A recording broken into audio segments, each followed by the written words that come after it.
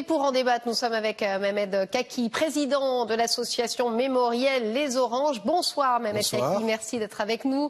À ses côtés, Franck Crudo, contributeur au site Causeur, qui s'est exprimé dans une tribune ce matin sur ce sujet. Merci messieurs d'être venus débattre sur cette question, cette polémique, même si on l'a vu, l'Élysée a tenté un rétro-pédalage. Mais pour vous, ces propos fortuits, voulus, Mehmet Kaki, comment vous les avez ressentis? Je les ressens surtout dans un contexte politique particulier, qui sont dans un mois et demi les élections municipales.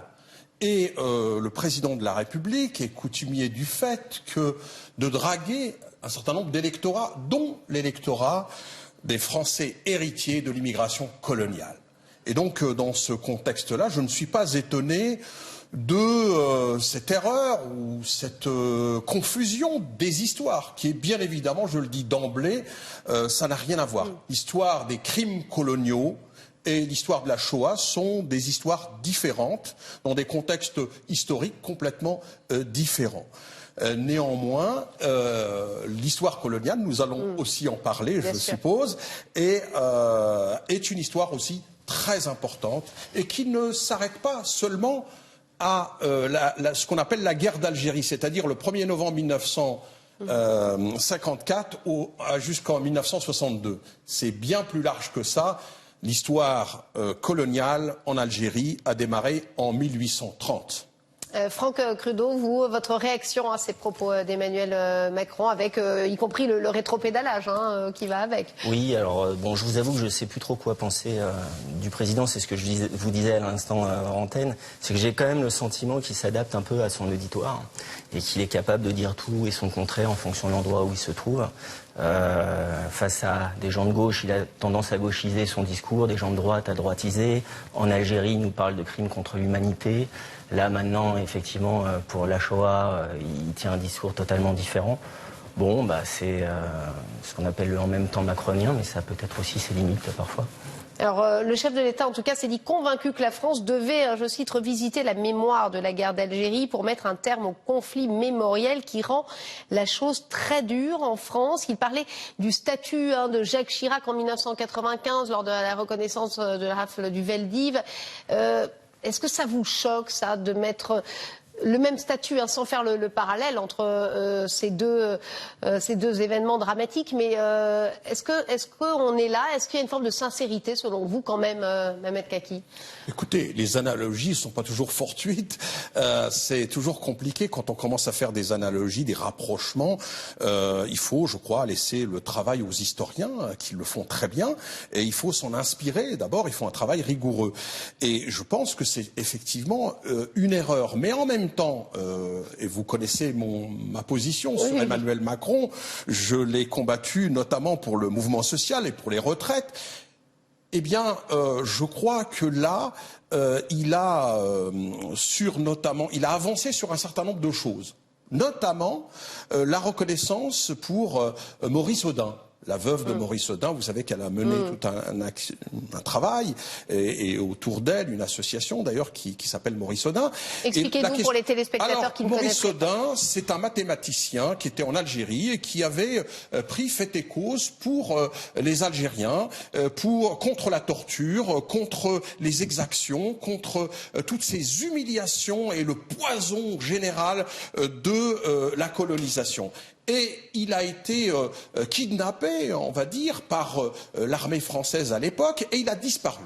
Il a disparu. Alors, on sait qu'il a été torturé à mort par un certain nombre de gens, effectivement des militaires.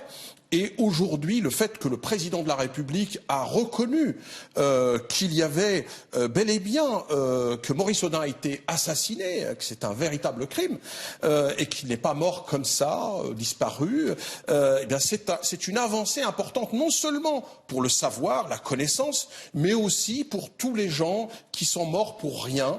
Et ça, je pense que, bien que ce soit un adversaire, nous lui devons cette reconnaissance-là, et c'est une avancée c'est à la fois pour la science, mais aussi pour l'apaisement. Parce que qu'est-ce qu'on recherche ici? C'est aussi créer les conditions du rapprochement entre les peuples, entre le peuple français et les deux rives de la Méditerranée, comme on dit, le peuple algérien, qui sont tout à fait prêts. D'ailleurs, les peuples n'ont pas, j'allais dire, de haine entre les uns et les autres. Et donc c'est ça qui est important. Et je crois qu'il faut lui reconnaître cette initiative qui était importante. Cependant, on est loin du compte. Le compte n'est pas là, notamment sur la question de la reconnaissance des crimes coloniaux en Algérie. Alors évidemment, comme je le disais tout à l'heure, ils ont commencé avec le général Bugeaud, avec la fameuse phrase « Tuez-les tous, qu'il n'en reste pas un seul », avec le 8 mai 1945, où il y a eu 45 000 morts entre le 8 mai 1945 et le 30 septembre 1945. C'est un désastre, sans compter les spoliations, le fait d'affamer le peuple, le fait de détruire les structures du savoir, parce que ça a eu des effets. Parce que la colonisation, c'est une chose, c'est un véritable poison, hier comme aujourd'hui, parce que la colonisation n'est pas terminée dans le monde. Et en même temps, elle a eu des effets importants pour les générations qui sont arrivées, parce que vous avez ça, alors que l'Algérie est un pays de savants, eh bien, on en a fait, à l'époque, on a tout détruit. L'armée française a détruit beaucoup de choses. Et effectivement, je crois que aujourd'hui, tout ça, c'est du passé, bien sûr, mais il faut reconnaître. Et la reconnaissance, chère madame, n'est pas la repentance. On va en parler tout à l'heure. Je vous propose d'écouter tout d'abord un historien, Jean Sévilla, historien et essayiste, pour qui cette comparaison d'Emmanuel Macron entre la Shoah et la guerre d'Algérie s'apparente à de la folie sur le plan historique. Affirmer que la guerre d'Algérie pourrait avoir à peu près le même statut que celui qu'avait la Shoah pour Chirac en 1995 semble annoncer une reconnaissance de culpabilité de la France dans la guerre d'Algérie, ce à quoi se sont opposés tous les présidents qui ont précédé Emmanuel Macron, quoi qu'on en pense. C'est de la folie sur tous les plans, historique, politique et diplomatique. Le simple énoncé de cette idée est obscène.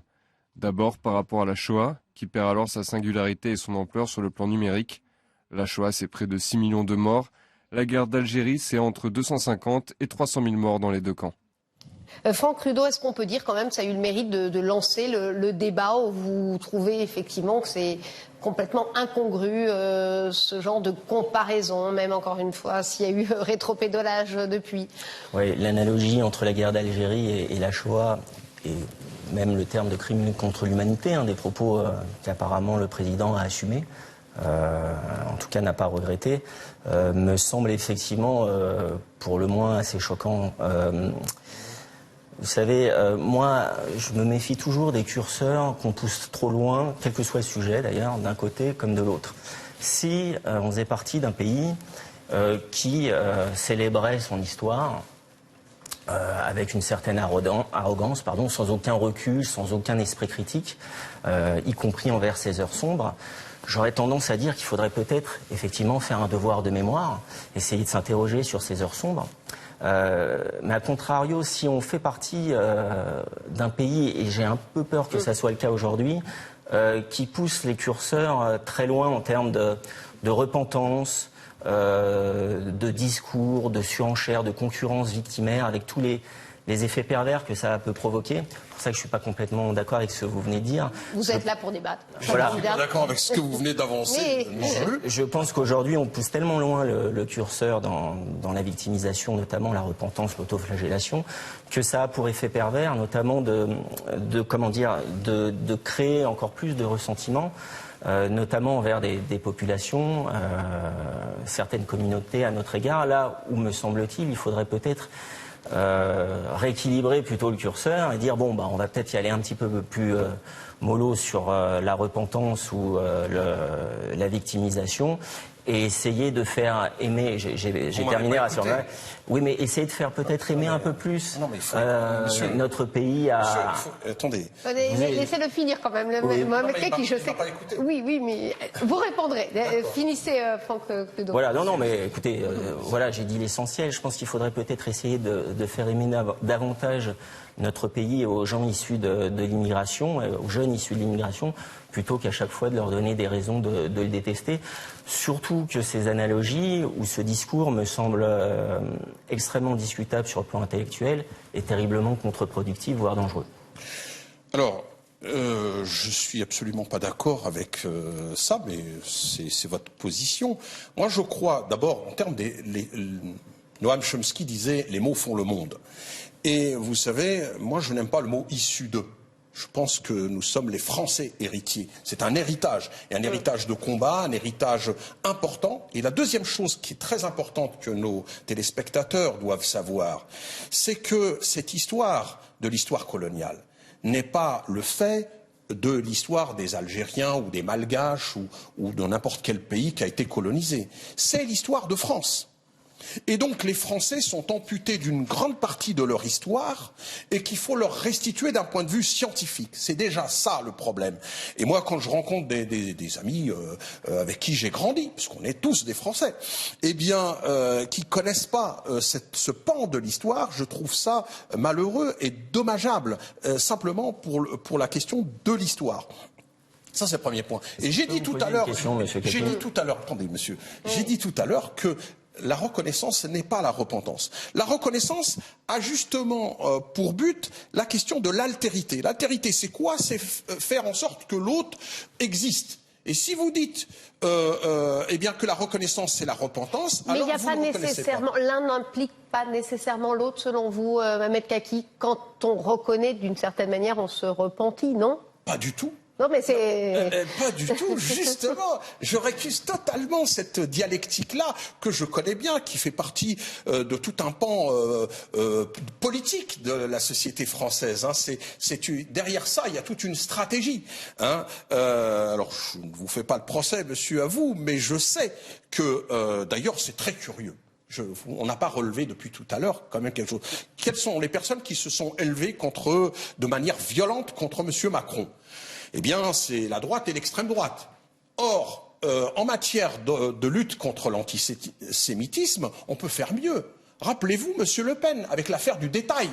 Hein, par rapport à la Shoah, c'est quand même un scandale qu'un homme politique... Oui, mais ça continue. Vous savez, ce sont des artères, des fils, et ça continue aujourd'hui. C'est toujours pour vous associez sa fille Marine Le Pen, puisqu'on parle d'elle, puisque c'est la présidente aujourd'hui du Rassemblement national, héritière du FN.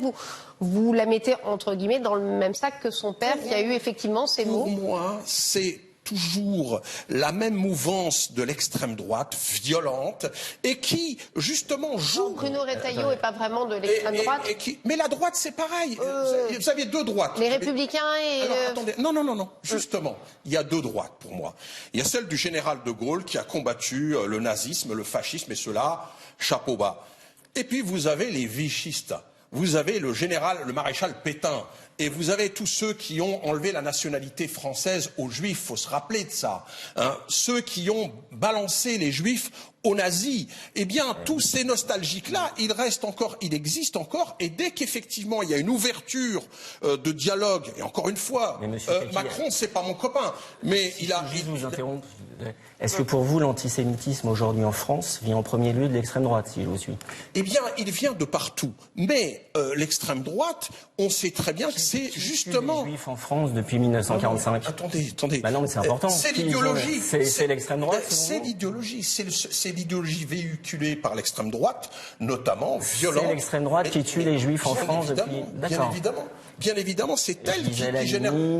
Mais pas seulement ça. Évidemment, il y a aussi, ça vient aussi d'autre part. Mais principalement la question de l'idéologie. Ça vient systématiquement d'une part. Monsieur Kaki, je suis désolé. Non, la question de l'idéologie de l'extrême droite. Ce sont des musulmans radicalisés qui ont tué les Juifs depuis 75 ans. Il n'y a pas un seul homme d'extrême droite ou d'extrême gauche. Ça, c'est totalement faux. Ça, c'est totalement faux. Oui, absolument faux. Il y a des gens qui se disent habillés des vêtements de l'islam, mais qui n'ont rien à voir avec l'islam. Et en revanche, ils sont musulmans, ces gens-là, pourtant, ils ne sont pas d'extrême droite. Vos amis d'extrême droite. Non, c'est pas mes amis, moi. Eh bien, eux, moi, je vous rassure, à véhiculer. Bah, écoutez, pourquoi vous dites que mes amis d'extrême droite, vous savez, moi, j'ai un rejet de toute forme d'extrémisme. Parce qu'il me semble que le journal dans lequel vous êtes, quand même, a toujours la même obsession. c'est-à-dire l'islamophobie, c'est-à-dire la haine contre le musulman. Et effectivement, je comprends que vous refutiez cette idée d'amalgame et on vous comprend bien, mais vous réfutez aujourd'hui qu'il y ait un antisémitisme, voilà, ce nouvel antisémitisme, comme on dit, qui vient effectivement de l'islam. Aujourd'hui en France, est-ce que vous le contestez? Pas de l'islam. Des gens qui se revendiquent sous la cagoule de l'islam. Et donc ça, il faut faire attention à cet amalgame-là. Justement, ce que vous venez de dire, ce n'est pas de l'islam. Vous savez, il y a des gens qui se disent... Ces gens ne sont pas musulmans, en fait. Ils se prétendent. Non, ils ne sont pas musulmans. Parce qu'un vrai musulman ne tue pas. Un vrai musulman n'assassine pas. Un vrai musulman, c'est quelqu'un qui a de l'amour et qui veut la paix et qui recherche l'altérité, monsieur. Donc, pas de confusion. Mais ce sont effectivement... Mais j'essaye de suivre votre raisonnement. Donc, du coup, Marc Dutroux n'est pas belge, Adolf Eichmann n'est pas allemand, parce que l'Allemagne, c'est Goethe, c'est Beethoven. Non, mais j'ai l'impression que vous avez une vision idéalisée des choses. Dans un monde idéal... Dire que l'islam n'a rien à voir avec l'islamisme ou que ce ne sont pas des musulmans, bon, c'est un débat vieux comme le monde, mais là, c'est quand même, à ce titre-là, le catholicisme... Vous vous rappelez du Suédois qui a assassiné des gens? Est-ce qu'il représente l'ensemble des Suédois? C'était un Norvégien. Le Norvégien. Hein, et dans chaque pays, il y a des gens qui sont des fous. Ils ont assassiné au nom de l'islam, de la vision qu'ils avaient de l'islam, monsieur Kaki. C'est pas parce qu'ils se revendiquent au nom de quelque chose. Et d'ailleurs, d'ailleurs, le débat ici, c'est pas l'islam, d'accord? Si vous le voulez bien, on va revenir peut-être quand même sur la question sur cette idée, en tout cas, que François Trudeau mettait en avant ce côté, oui, repentance pour finalement diviser les uns et les autres. Est-ce qu'il n'y a pas de ça aussi, Mohamed Kaki? Est-ce qu'il faut reconnaître, se repentir peut-être? Est-ce qu'il n'y a pas ça n'entraîne pas forcément une division, mettre les uns contre les autres, faire forcément deux camps? À votre avis, vous qui justement êtes œuvré pour la paix? Et Stéphanie, c'est justement c'est l'objet de mon travail. Vous savez, moi, avec mes amis, on œuvre pour la reconnaissance, pour la connaissance du savoir, pour le fait qu'on se connaisse, parce qu'on est tous français, et qu'on vit cet en commun ensemble à travers notre République et à l'intérieur de laquelle tous les projets que je mène, par exemple les conférences débats, les colloques, mais aussi le théâtre, c'est pour faire en sorte que les jeunes Français puissent acquérir cette connaissance de l'histoire. Mais comme on leur cache une grande partie de cette histoire-là, notamment les médias, parce que... Alors moi, je vais vous raconter quelque chose tout à l'heure qui m'a heurté sur ce plateau. J'ai eu un prof d'histoire géo, spécialiste de la Shoah, puisque on parlait évidemment de cet événement à l'occasion du 75e anniversaire de la libération des camps, qui nous disait, en terminale, on laisse aux professeurs le fait de choisir entre l'enseignement de la mémoire de la guerre d'Algérie et l'enseignement de la mémoire de la Shoah. C'est un prof d'histoire-géographie qui me l'a dit sur ce plateau. Qu'est-ce que ça vous évoque, ça? Alors, moi, ce qui m'évoque surtout, c'est que l'éducation nationale met de moins en moins de moyens. Je ne sais pas si vous le savez. C'est quand même assez singulier, choix entre les deux. Déjà, oui, c'est aberrant. C'est aberrant qu'on puisse avoir le choix, soit la guerre d'Algérie, soit la Shoah. Il faut connaître les deux. Il faut connaître les deux. Et par ailleurs, c'est aussi la question du budget. Parce que vous savez qu'ils ont resserré les boulons et qu'aujourd'hui, l'enseignement de l'histoire est peau de chagrin. Et peau de chagrin au lycée, au collège, etc. Et donc au détriment d'un resserrage de boulons d'une manière générale. Et je crois que ça, c'est un vrai problème. Et ça ne devrait pas exister, ce que vous dites. Dans le cadre de notre débat, je trouve ça assez troublant, moi, ce choix entre, vous allez enseigner la Shoah ou la guerre d'Algérie. C'est aberrant. C'est aberrant. Il faut l'histoire, c'est la connaissance, c'est ce qui nous permet de nous connaître et puis d'être, j'allais dire, de se comprendre, et même si on n'est pas d'accord quelquefois, mais en tout cas de nous comprendre. Et l'histoire et les sciences sociales en général, ça permet cela. Et je crois que c'est dommageable. Donc, l'histoire coloniale, qui est très mal enseignée, moi, ce que je voulais, c'est souligner quand même une chose très importante. C'est le nombre de morts entre 1830 et 1962. Parce que moi, je ne me concentre pas uniquement sur l'histoire de la guerre d'Algérie, qui a duré entre 54 et 62.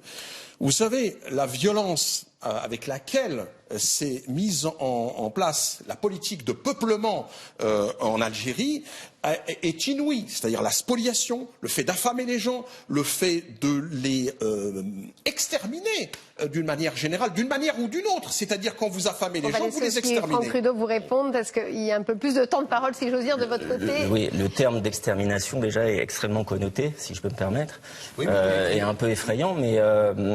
je vois que beaucoup de choses vous effrayent oui, parce quand on parle d'histoire coloniale. Oui, ça c'est surtout l'analogie avec la Shoah. Et non, je n'ai pas fait d'analogie, moi. Oui, enfin c'est un peu le sujet et c'est l'analogie qu'a faite le président Macron. Mais est-ce que vous, par exemple, justement, puisque vous parlez de ce sujet, est-ce que vous estimez que la guerre d'Algérie est un crime contre l'humanité de la part de la France? Est-ce que vous reprendriez les propos du président? Moi, je parle de crime colonial. Et pas crime contre l'humanité. De crime colonial, c'est-à-dire que la question du crime colonial, c'est il y a des choses qui ressemblent ça dépend des périodes. C'est pour ça que c'est extrêmement compliqué. On dialogue avec les historiens, etc. Et il faut être prudent de ce point de vue-là. Eh bien, les crimes coloniaux, ça consistait notamment à une période donnée. Vous avez le général Bugeaud, lorsque lui, avec les enfumades, est-ce que vous connaissez les enfumades, quand on a enfermé les gens dans les grottes et faire des feux à l'entrée de ces grottes et que les gens mouraient comme ça a été terrible. Donc il y a eu des moments où il y a eu des processus d'extermination. Mais il y a eu d'autres moments beaucoup plus apaisés, on va dire, des accalmies. Il n'y a pas de crime contre l'humanité. Mais je ne parlerai pas de crimes coloniaux contre l'humanité systématique. En revanche, il y a eu des moments dans l'histoire coloniale en Algérie où il y a eu des processus d'extermination. Messieurs, je voudrais vous faire écouter Benjamin Stora, pardon. Vous allez répondre Franck Trudeau parce qu'il nous reste peu de temps. L'historien qui affirme, lui, l'absence de procès sur ce conflit algérien est un véritable obstacle à la réconciliation. Si on veut comparer avec la question de la Shoah, outre le travail historique, les procès, celui de Klaus Barbie ou de Maurice Papon, ont été de formidables accélérateurs, des moments de cristallisation, de dévoilement historique des réalités. L'absence de procès sur le conflit algérien est un véritable obstacle. Réconcilier les mémoires n'est d'ailleurs pas qu'un enjeu mémoriel, c'est une nécessité historique. L'Algérie est un grand pays, une clé pour de nombreux enjeux comme la question migratoire ou le terrorisme. On ne peut pas se permettre d'avoir des relations ambiguës avec ce pays. Franck Trudeau, vous critiquiez ce côté autoflagellation. Est-ce qu'un procès, ça ne serait pas effectivement la première solution pour apaiser les choses? Sur la guerre d'Algérie? Oui, notamment sur la guerre d'Algérie, on va terminer là-dessus. Oui, enfin, moi, l'absence de procès que je regrette, c'est surtout c'est un autre sujet, mais enfin, ça le rejoint un peu sur Madame Halimi, sur son meurtre. Ça, j'aurais bien aimé qu'il y ait un procès, notamment... Ça n'a rien à voir, mais enfin... On revient dans l'analogie. Oui, non, parce qu'il y a quand même un petit rapport avec l'antisémitisme. On fait des analogies. Oui, mais on parle justement des bienfaits d'un procès. Je pense qu'à ce titre, et d'ailleurs le président Macron l'a évoqué lui-même en Israël. Mais moi, si vous voulez, j'essaie de comprendre votre raisonnement, en fait. Est-ce que, j'ai envie de vous poser cette question, Monsieur Kaki, est-ce que pour vous, la France est la seule responsable des atrocités durant la guerre d'Algérie? Ou est-ce que les torts sont partagés, selon vous? Écoutez, la France a colonisé l'Algérie. Donc la première responsabilité, c'est d'abord... Parce que la France a colonisé. C'est d'abord, oui, et elle a détruit des écoles, elle a détruit des universités, elle a fracassé un pays pendant 132 ans. Parce que si on veut revenir... Elle a aussi construit des écoles, des hôpitaux... Pour qui? Pour qui? Pour les Européens, justement. Mais moi je vais vous le dire. Pour qui? Elle a créé un cercle géographique et toutes les terres arables, non pas arables qui étaient cultivables, elle a laissé les indigènes crever dedans. Et donc si vous voulez, c'est pour ça que c'est extrêmement compliqué. C'est d'une violence inouïe. Et d'ailleurs, je dois dire que nos anciens sont bien gentils. Ils nous ont transmis que de l'amour. C'est ça qui est formidable. Je veux dire qu'avec la violence qu'il y a eu avec la violence qu'ils ont subie, les anciens, ont transmis toujours l'idée qu'il fallait dialoguer et continuer à parler. Excusez-moi de vous interrompre. Ça sera le mot de la fin, Franck Trudeau, parce qu'on arrive à la fin de notre Donc débat. si je suis votre raisonnement, la France est avant tout coupable d'avoir colonisé cette terre qui n'est pas à elle. Donc du coup, vous seriez prêt également à demander pardon pour la colonisation de l'Espagne, par exemple, par les musulmans pendant 8 siècles, par la colonisation par les Ottomans d'une partie de l'Europe jusqu'à Vienne. Monsieur, je suis français. Oui. Je ne suis pas... parce que là, vous me demandez que je demande pas... Non, mais attendez, monsieur. Qui vous dit que je suis musulman? Non, je sais pas. Mais attendez. Non, mais là, on est en tant que... la question de ma position privée ne regarde personne ici. D'accord. Ici, moi, je suis là en tant que français. C'est normal qu'on demande pardon également pour la colonisation en Espagne. Par ailleurs, les musulmans, du point de vue de l'histoire. Parce que toutes les colonisations sont condamnables, si je suis votre raisonnement. Pas seulement la colonisation française. Les musulmans d'Espagne ont justement ont aidé les Juifs. Messieurs, c'est vrai ça, un deuxième débat sur la Landalousse. Merci à vous en tout cas, messieurs. Merci d'avoir accepté de jouer le jeu de ce débat sur des sujets parfois effectivement sensibles. Mais voilà, il y avait deux avis contradictoires, c'était l'essentiel. Merci à vous deux. On se retrouve dans